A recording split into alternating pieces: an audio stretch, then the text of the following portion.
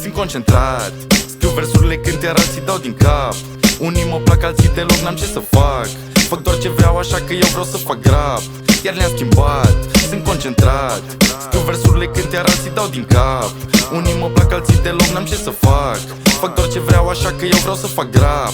Am evoluat, fac multe piese nebune cu dume, nici nu le mai spun pe nume. Chem pe mei să vă adune, de pe jos nu lăsăm urme. Ai mei distrug, nu știu să curme, nu jucăm, suntem pe bune. Dacă poți mai bine spune, să mă prezint. Sunt betos și vreau să îți arăt ce simt.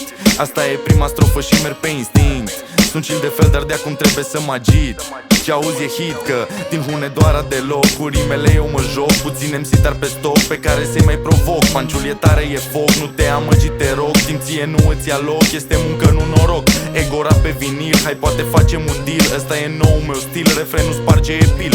Ego rap pe vinil, hai poate facem un deal. Ăsta e nou meu stil, refrenul sparge e pil. Sunt concentrat, scriu versurile când iar alții dau din cap. Unii mă plac, alții deloc, n-am ce să fac. Fac doar ce vreau, așa că eu vreau să fac rap.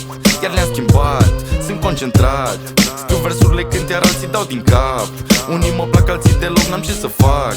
Fac doar ce vreau, așa că eu vreau să fac rap.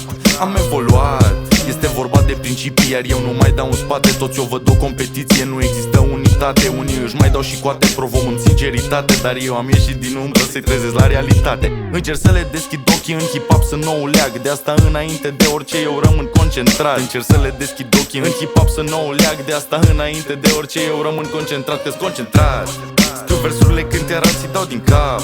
Unii mă plac, alții deloc, n-am ce să fac. Fac doar ce vreau, așa că eu vreau să fac rap.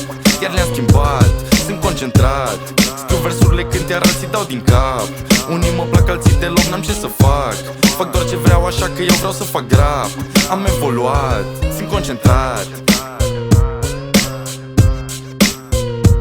sunt concentrat.